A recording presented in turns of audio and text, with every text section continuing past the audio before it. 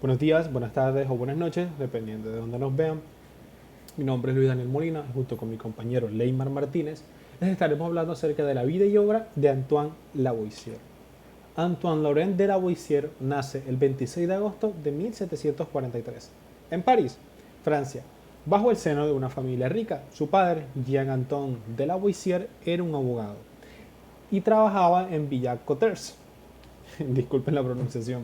Su madre fue Emilie Puntis, que era hija de una familia de juristas. Este matrimonio tuvo dos hijos, Antoine Laurent de Lavoisier y Marie Marguerite Émile Lavoisier. Desde temprano, la infancia de Lavoisier tuvo dos pérdidas, y es que su madre muere cuando él tenía tan solo 5 años. Sumado a esto, su hermana muere cuando ella tenía la edad de 15 años. A pesar de esto, la infancia de Lavoisier continuó sin mayores contratiempos, y se puede decir que incluso de una manera privilegiada. Pero esto, ¿por qué? Bueno, esto se debe a su educación. Lavoisier tuvo acceso a la mejor de las educaciones para la época, pues estudió en el Colegio de las Cuatro Naciones, pues donde no llegó a terminar el bachillerato. Pero un punto muy importante es aquí donde conoce a los grandes maestros de la matemática y la física que le abren los ojos a la ciencia. Pues no es sino hasta que Leplanche le muestra la química, él queda fascinado con esta ciencia, queda encantado, queda enamorado y pues con ganas de saber más. Y es que al estar dentro de una París elitista y competitiva y con la etiqueta de ricos y recién llegados, porque sí, poco tiempo después de que Lavoisier se mudó a París, hicieron nodos y conexiones con la alta alcurnia, la élite y la realeza de París. Esto pues porque venían ya de familias adineradas. Estaban pues acomodados, como quien dice.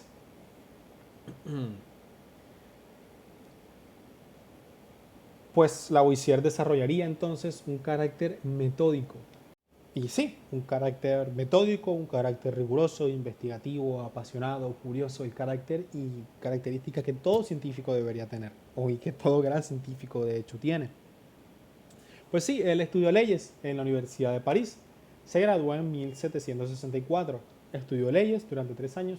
Jamás ejerció, porque su pasión estaba en otro lugar, en la ciencia. Inclusive, durante sus años de formación, él siguió asistiendo a plazas públicas, digamos, las exposiciones de ciencias. Nunca dejó de aprender.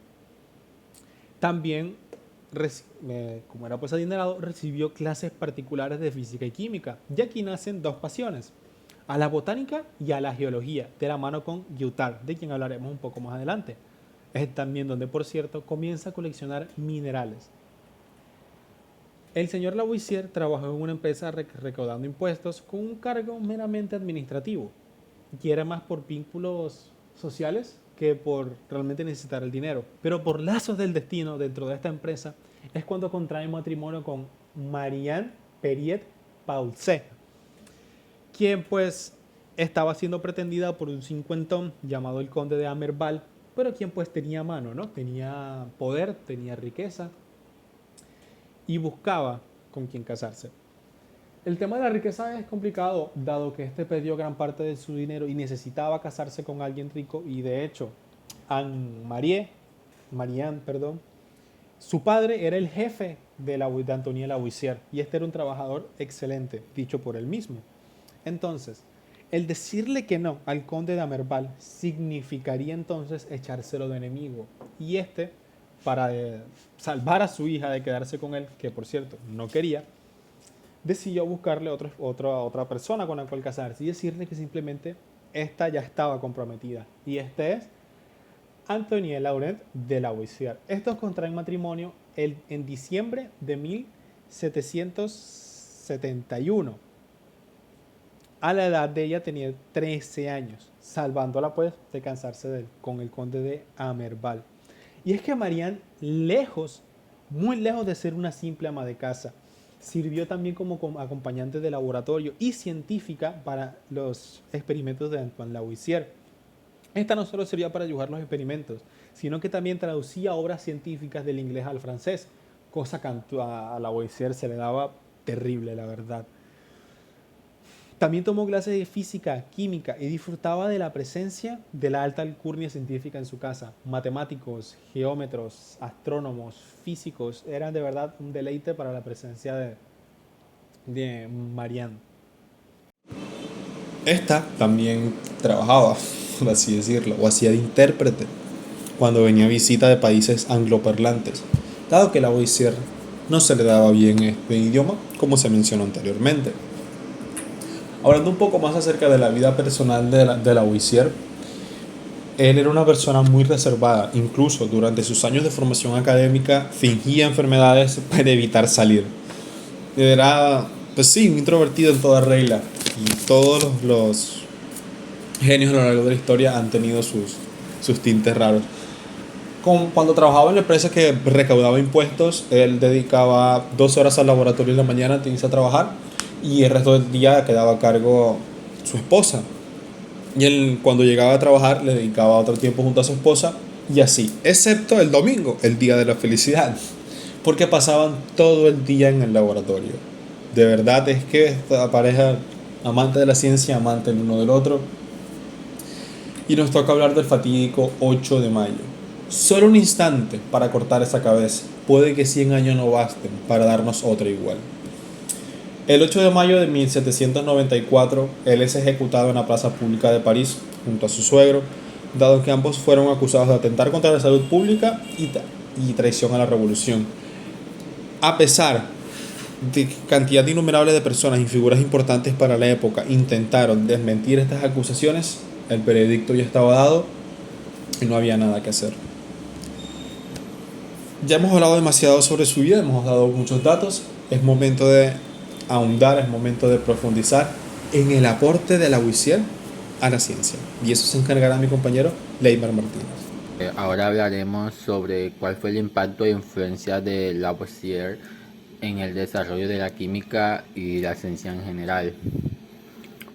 Para ello abordaremos algunos puntos claves como lo fue la identificación del oxígeno, el descubrimiento de la composición del agua, descubrimiento de la naturaleza química de la combustión, nomenclatura química que propuso Lavoisier obviamente, la ley de la conservación de la masa y la química de la respiración y metabolismo. Bueno, antes de Lavoisier la química como ciencia apenas existía. Los conocimientos eran vagos y a veces estaban incluso en ocasiones mezclados con conceptos cercanos a lo mágico, como era el caso de la piedra filosofal referente a la alquimia. Un aspecto fundamental en las investigaciones de Lavoisier fue la identificación del oxígeno, quien basándose en los experimentos de Priestley y sus propias investigaciones propuso que el aire común contenía un componente que apoyaba la combustión y la respiración, al que Lavoisier denominó como aire eminentemente respirable. Luego lo llamó oxígeno y lo reconoció como un elemento químico fundamental, lo cual presentó un hito significativo en el avance de la química. A través de experimentos rigurosos demostró que el oxígeno desempeñaba un papel esencial en la combustión y en numerosas reacciones químicas.